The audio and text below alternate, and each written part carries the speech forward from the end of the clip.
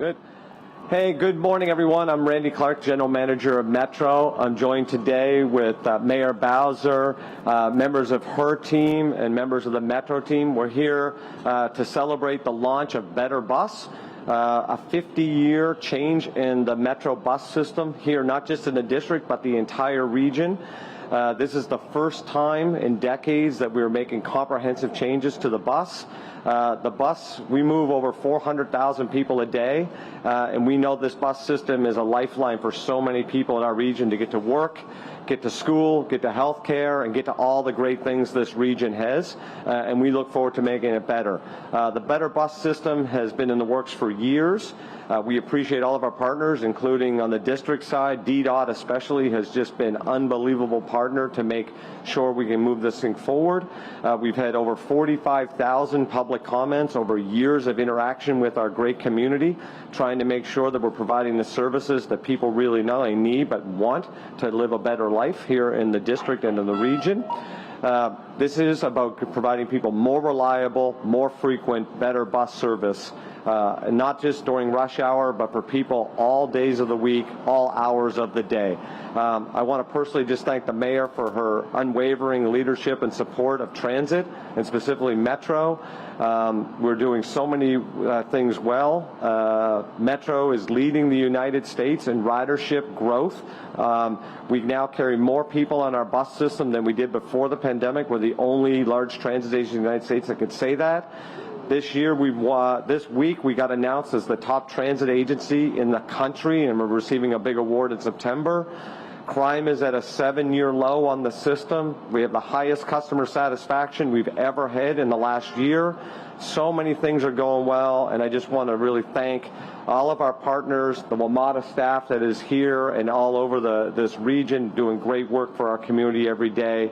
We very much appreciate everyone that takes Metro, and we're trying to make your experience great. Today, the mayor joined me on the D74. D74 is a new route that it's a little bit of a tweak of the 42, the 43, and a couple of H routes. It goes through 4 wards from Rhode Island Avenue all the way to Foggy Bottom, and we just rode from Columbia Heights down here to DuPont. It was a great ride because we got to see some work that DDOT has done and is doing, including this deck over. But we also got to see how important Georgia Ave is as a corridor. We move over 20,000 people a day on that corridor, and just the overall opportunities and challenges that are a bus in a very dense urban environment and how many people truly rely on it. Lastly, I want to just highlight some of the very nuances of Better Bus that we hope people will go to our WMATA website, follow us on all of our social channels. As I've explained to the mayor, the name of every bus is changing. Not every bus route is changing, but the name is. If you're in the district, your old numbers are now changing to D, or to letters D and C. D is downtown, more or less north-south.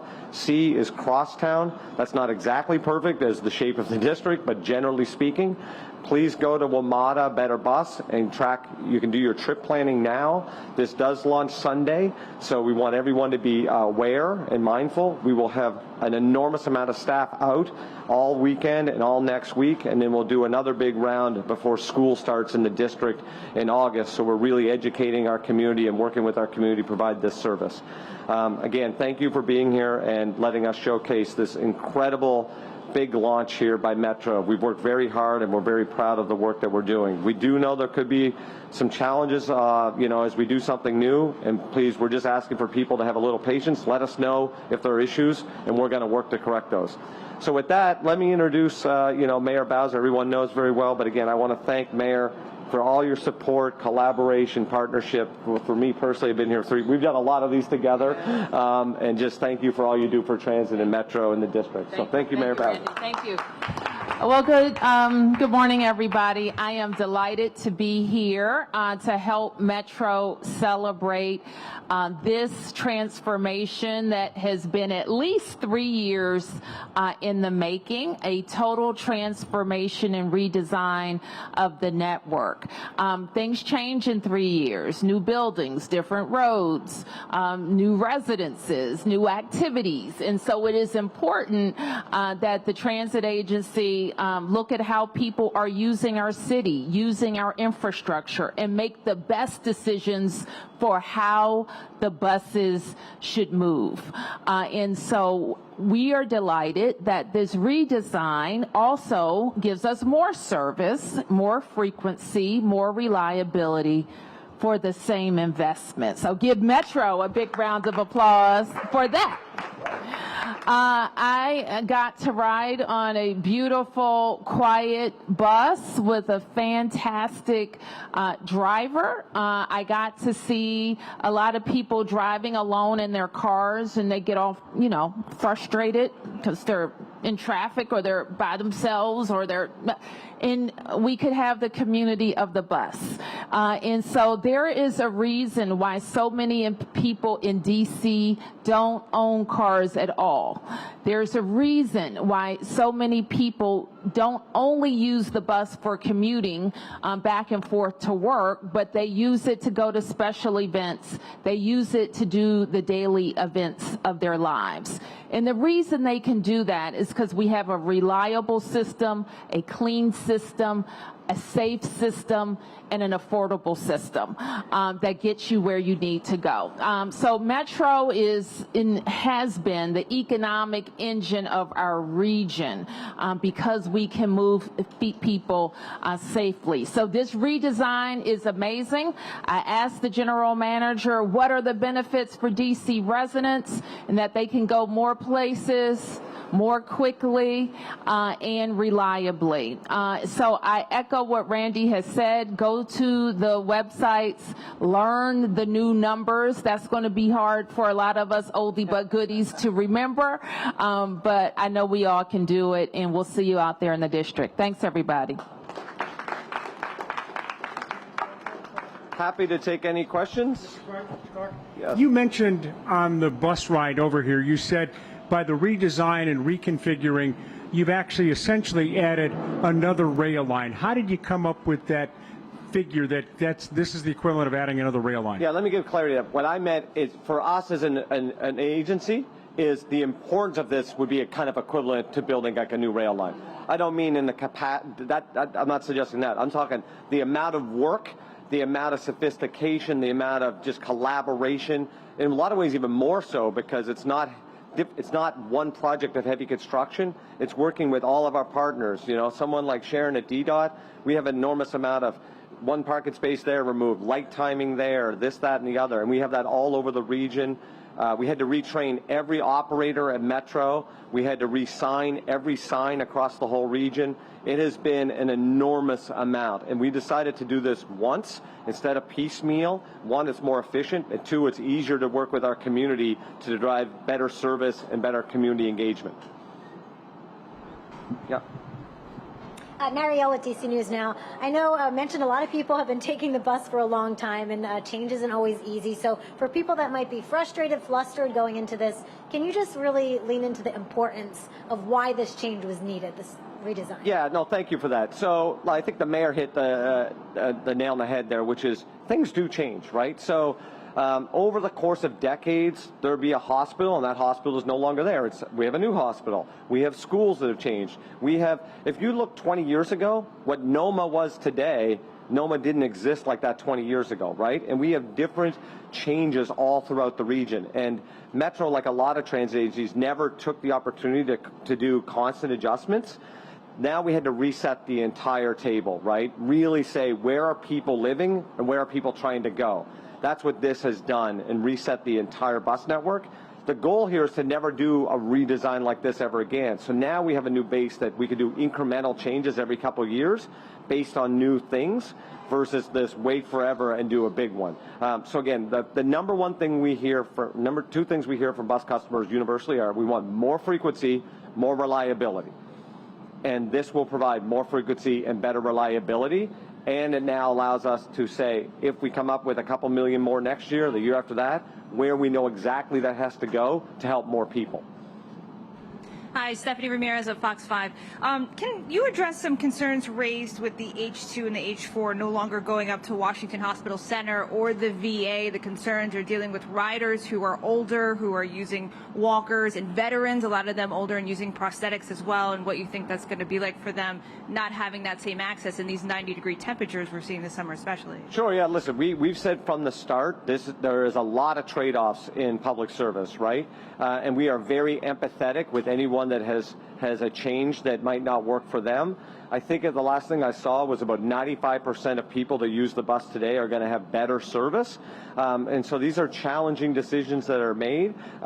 This network is going to provide, and it was really done through an equity lens. Part of the entire analysis was where do people that really need service, where they live and where they're trying to go, how do we get buses closer to the curb to help people with mobility needs, so things like wheelchairs, walkers, things of that nature, as you mentioned. How do we get people to hospitals and medical at evening, midday, and weekends, times that we don't serve today? So overall, aggregate, more people are going to get better service, including a lot of people that desperately need it. Lower income people, people that have no other option. We are providing more and better service for them.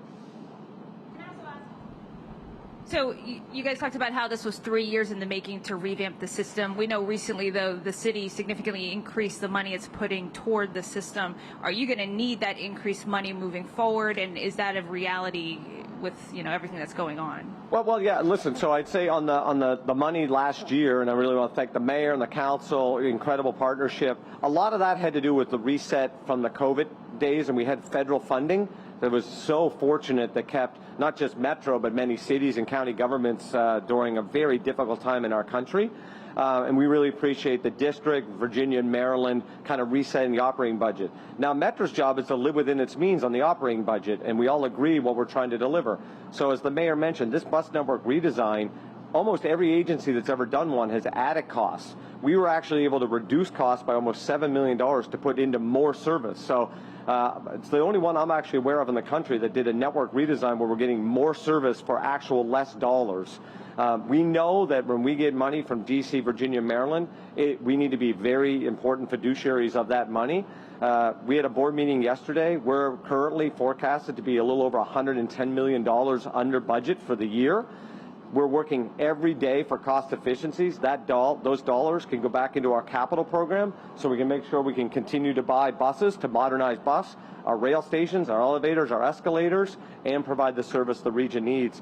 We're a growing economy, and we want to be there, as the mayor said, to be that backbone of the economy. Mark?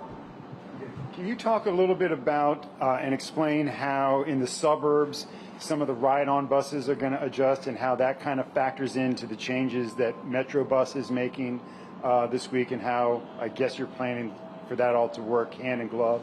Yeah, so in our region, we are obviously, we move about 90% of all transit trips in our region, but there are about 10 other operators. We do our best to coordinate and collaborate. We do that, on a daily basis, and then through this big network redesign, many of those operators, some of them we did the design for them. So like Prince George's, they kind of got us to do that design and work in partnership. Others did their own designs, but we folded them in as best we could. That would be a good example. Montgomery County is making some changes that start Sunday as well. Prince George's, the bus, has some changes as well. But we work with Fairfax, Connector, Arlington Dash. So we're not here to speak on their specific routes, but we are doing everything we can to make it as seamless of a regional network as possible, knowing that there are sometimes gaps because local governments sometimes have their priorities related to their jurisdiction. We don't have that issue in the district, obviously. We have one system, but the coordination is tight, Mark, and what we really recommend is people go online. In our trip planners, you can see that interconnected service plan.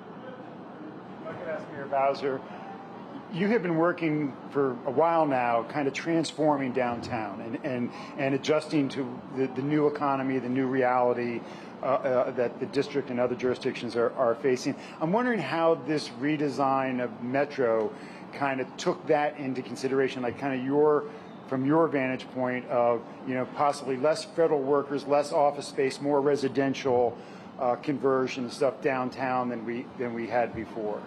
Well, I think the fabulous planners and designers behind me take credit for that. I want to acknowledge our team at DDOT and Sharon Kirschbaum and her leadership. We certainly have spent time looking across the city to see how we can better move people through the city, and that takes sometimes some construction work, and it takes trade-offs that everybody doesn't always like. I don't even always like them. But it does mean instead of having everybody driving their car alone, we can get more people on the bus. And a way that you attract people to transit is to make it faster, make it more convenient, make it safer.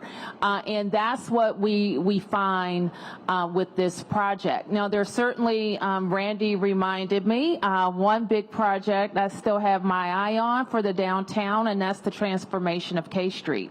And I think that is going to be a centerpiece in downtown Washington. Can I ask separately about rail service? There was a protest, yes, Mr. Clark. There was a protest yesterday, obviously, before the meeting. The concerns raised by the union are about safety and automated system. I want to ask you, why are trains going past where they're supposed to stop on the automated system not a safety issue? Yeah, so you may be, I think several things getting conflated in your question perhaps there. So yesterday, we have a lot of respect for for the ATU union. We work very collaboratively with them every day. They brought up some safety concerns more about we are now doing some mezzanines that we've reduced a little bit of staffing. With that said, just last week in the district, we were trying to work on getting special police officers, and we weren't able to get that. So from a safety point of view, we are leaning in all day, every day. Our partnership with MPD is a good example that we've driven safety down, crime down on the system dramatically. We've met or beat all of our safety metrics as a rail and bus agency, and we're leading in many categories across the country. What you might be referring to specifically is what we in our business call a station overrun. Currently, that's a reliability factor. It's not a safety factor. And what it really means is an inconvenience to a customer that we then go to the next station. A good example is yesterday we probably had a handful of those. We probably had 35,000 station stops, and we might have had 6 stops that weren't perfect. They'd be equivalent to hitting a red light, and you might be a foot over the line. That'd be kind of the equivalency, so it's not a safety issue. We're currently at a 99.99 reliability on stopping. If we move to fix our signaling system and move to a higher level of automation, that gets basically to a 99.999. The number one investment thing we have to do at Metro is our signaling system. Last week we had a couple days where we did not have good service, 100% related to an old signaling system, and that's what we really look forward to working with our partners on to make sure we have that dedicated, predictable funding long term to ensure that we have not only a safe system, but a very reliable system going forward. Obviously, the system's moving to more automated along with the rest of the world. When it comes to union workers, is there any plan in the future to shuffle the workers to another area, or will they be looking at less jobs in the system? No, and I will say yesterday I found it perplexing. It's very premature. We have no money to even do our signaling and automation. We told the board, the public, it's been very, very big, robust conversation. DMV moves.